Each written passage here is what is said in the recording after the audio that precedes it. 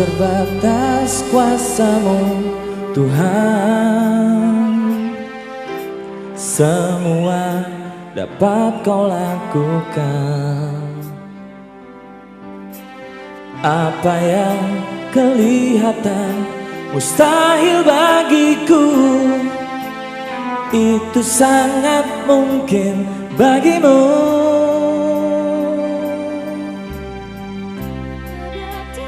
Kuasa-Mu Tuhan,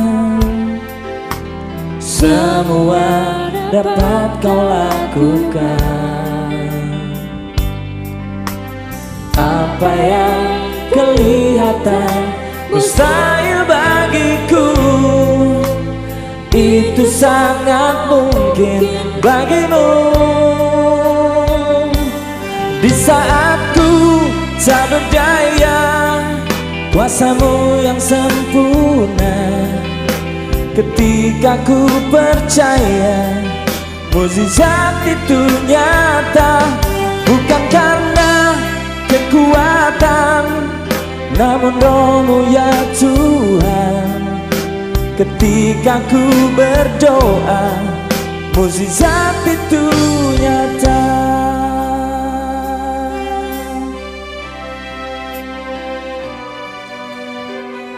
Shalom saudaraku, saya berharap kita semuanya dalam keadaan sehat dan salam sejahtera buat kita semuanya. Pada pagi hari ini, sebelum kita mendengar, merenungkan kebenaran firman Tuhan, mari kita terlebih dahulu masuk di dalam doa. Bapa di dalam surga, terima kasih buat pagi hari ini. Engkau memberikan waktu buat kami untuk kami boleh bersekutu.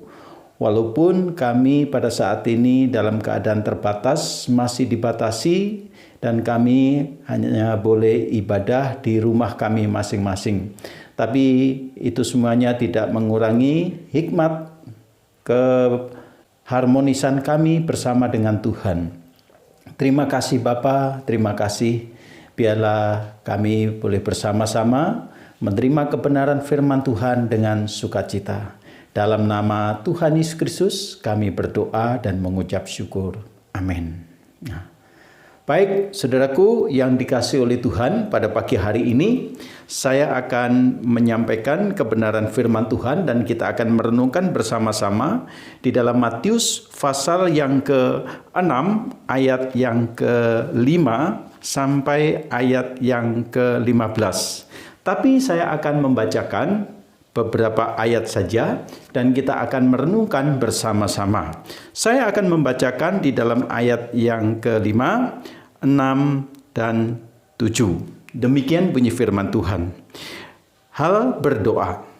Dan apabila kamu berdoa, janganlah berdoa seperti orang munafik. Mereka suka mengucapkan doanya dengan berdiri dalam rumah-rumah ibadat dan pada tikungan-tikungan jalan raya, supaya mereka dilihat orang.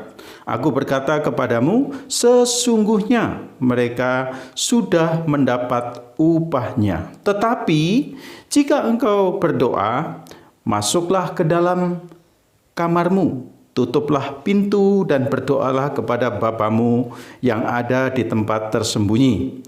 Maka Bapamu yang melihat yang tersembunyi akan membalasnya kepadamu.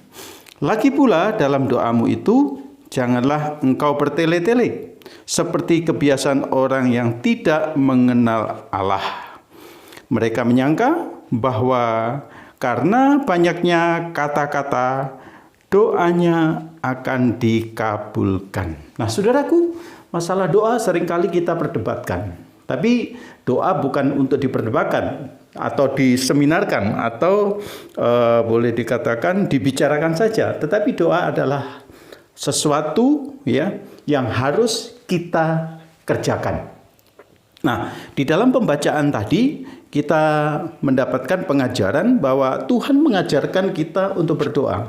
Bagaimana kita harus berdoa? Dikatakan di sana, jangan berdoa seperti orang-orang munafik. Yang mereka berdoa di jalan-jalan, di pinggir-pinggir jalan, dan mereka berteriak-teriak, Ya, tetapi doa yang diizinkan oleh Tuhan, yang diajarkan oleh Tuhan di sini adalah untuk jikalau engkau berdoa, masuklah ke dalam kamarmu, tutuplah pintu dan berdoalah kepada Bapamu yang ada di tempat tersembunyi.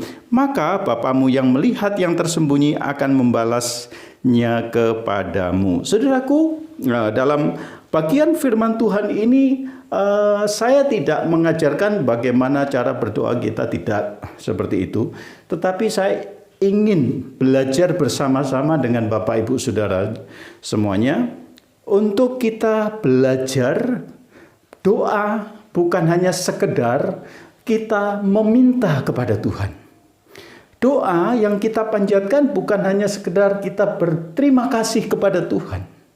Doa bukan hanya sekedar dialog antara manusia dengan Allah. Doa bukan hanya sekedar mengucapkan kata-kata yang keluar dari hati kita, tidak seperti itu saja. Tetapi saya memiliki catatan, saudaraku, di dalam renungan saya secara pribadi, doa adalah membangun hubungan yang termanis dan terindah dengan Bapa kita. Saudaraku, mengapa saya memakai kata Bapa kita? Karena kita disebut sebagai anak-anak Allah. Maka kita harus memiliki rasa tanggung jawab, rasa rindu untuk memiliki komunikasi, untuk memiliki hubungan yang harmonis, yang termanis, yang terindah dengan Bapa kita. Kita sebagai orang tua ingin supaya anak-anak kita memiliki hubungan yang baik dengan kita. Nah, kita sebagai anak ingin memiliki hubungan yang baik, yang indah dengan orang tua kita. Inilah yang harus kita bangun, inilah yang harus kita pahami di dalam doa itu. Jadi doa bukan hanya sekedar kita mengucapkan sesuatu kepada Allah, tetapi doa adalah membangun hubungan. Hubungan yang indah, hubungan yang manis, hubungan yang harmonis dengan Bapa di surga. Nah, kenapa kita harus memakai hubungan yang harmonis dengan Bapa kita di surga? Nah, saudaraku, kita harus tahu bahwa kita ini menjadi anak-anak Allah yang penuh dengan kelemahan, dosa, dan kesalahan. Kita harus belajar untuk kita membangun kembali bagaimana hubungan yang retak yang selama ini kita lakukan karena dosa-dosa kita, dan kita dimulihkan kembali. Kita memulihkan kembali dengan doa tersebut. Nah, saudaraku, dan bagian yang berikutnya, catatan saya yang saya sampaikan kepada saudara, doa adalah pertemuan dua hati antara hati manusia dengan hati Allah. Saya ulangi, doa adalah pertemuan dua hati antara hati manusia dengan hati Allah.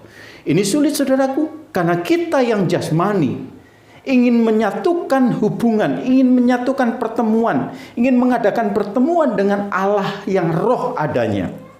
Ini dibutuhkan satu perjuangan dari siapa? Dari manusia itu sendiri, dari diri kita, untuk kita menyadari betapa hinanya kita, betapa tidak layaknya kita ketika kita menghampiri Allah yang Maha Kudus itu. Bapa kita roh adanya, saudaraku.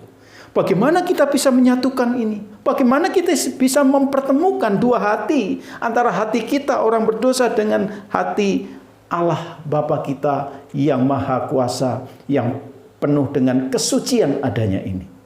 Yaitu dengan apa? Dengan kita menyadari, saudaraku, bahwa kita tidak layak untuk bisa bertemu dengan Bapa, tetapi Allah yang di surga menanti, menunggu kita untuk kita melangkah dan menyembah kepada Dia yang ada di surga. Saudaraku, pertemuan yang langka boleh dikatakan antara hati manusia dengan hati Allah.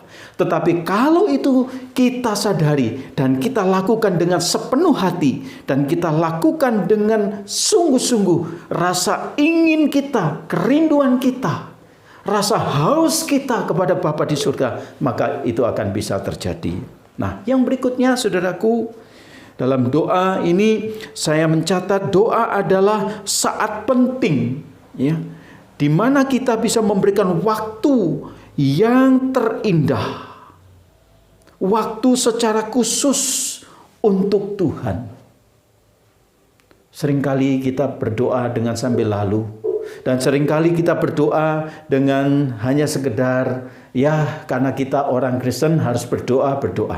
Tetapi di sini kita diajarkan untuk apa? Kita memberikan waktu. Kita memiliki waktu secara khusus. Di sana dikatakan, ayat firman Tuhan tadi mengatakan, kalau kita mau berdoa, masuklah ke dalam kamarmu, tutuplah pintu dan berdoalah kepada Bapamu. Artinya apa saudaraku? Kita mengkhususkan waktu. Jadi doa ini bukan hanya sekedar meminta dan berterima kasih, tetapi mengkhususkan waktu. Mengkhususkan waktu di sini artinya apa? Kita melupakan semua kegiatan-kegiatan kita. Semua aktivitas kita, bahkan semua pekerjaan-pekerjaan kita, baru kita datang kepada Tuhan. Dan kita mengkhususkan itu hanya untuk bertemu dengan Raja di atas segala raja. Saudaraku, waktu yang terindah adalah waktu yang kita korbankan.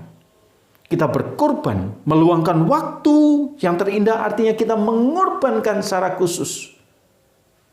Mengorbankan berarti juga apa? Mempersembahkan.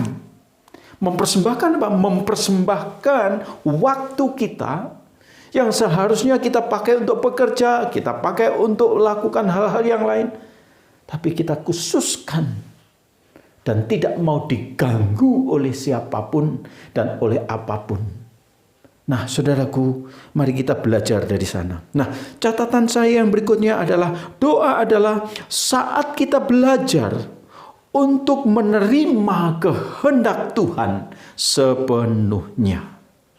Nah, di sini kita belajar, saudaraku, kita belajar untuk menerima apa yang menjadi kehendak Tuhan, apa yang menjadi jawaban daripada Tuhan lewat dialog, lewat persekutuan, lewat doa-doa kita. Dan biarlah doa-doa kita semuanya kita dasarkan dengan apa? Biarlah semuanya kehendak Allah yang terjadi. Yesus mengajarkan kepada kita pada waktu dia berada di dalam Taman Getsemani, bagaimana dia harus meminum cawan itu. Dia ingin menolak. Dia ingin tidak menerima cawan itu, tetapi semuanya dia harus lakukan. Bukan karena terpaksa, tetapi mengikuti kehendak. Biarlah semuanya itu kehendak Tuhan yang terjadi. Saudaraku, ini kalau kita bahas bagian ayat ini, itu sangat dalam sekali. Tapi hari ini saya ingin sampaikan kepada kita semuanya, mari kita belajar menerima kehendak Tuhan. Apapun jawaban daripada Tuhan, lewat doa kita, lewat persekutuan kita dengan Tuhan, lewat pergumulan kita dengan Tuhan, mari kita belajar menerima apa yang menjadi kehendak Tuhan. Dan saya percaya kehendak Tuhan terhadap diri kita semuanya adalah baik. Ada pujian, semua baik, apa yang telah kau berikan di dalam hidupku, semua baik, semua indah. Karena apa? Tuhan yang mengaturnya. Nah, saudaraku yang dikasihi oleh Tuhan, di dalam hal berdoa tidak hanya sekedar berdialog, tidak hanya sekedar menyampaikan permintaan maaf, permintaan kebutuhan kita, permintaan untuk kita dikabulkan doa-doa kita. Tidak, tetapi mari kita belajar membangun hubungan yang terindah. Dan kita belajar untuk kita berdoa dengan motivasi untuk bertemu, bersekutu antara hati kita dengan hati Allah. Dan kita belajar untuk mengorbankan, mempersembahkan waktu kita kepada Bapa di surga dan menerima kehendak Bapa di surga. Kiranya pada pagi hari ini kita diberkati lewat kebenaran firman Tuhan. Dan biarlah Firman Tuhan ini menolong kita untuk mengerti dan semakin mengerti bagaimana dan apa itu kita berdoa.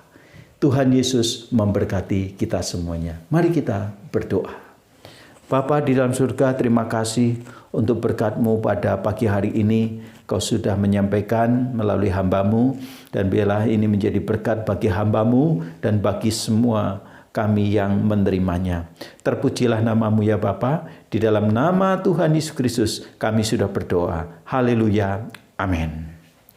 Baik, Bapak Ibu yang dikasihi oleh Tuhan, mari kita belajar untuk berdoa. Berdoa, berdoa, dan berdoa. Kiranya Tuhan Yesus memberkati kita semuanya dan selamat beraktivitas. Haleluya. Shalom.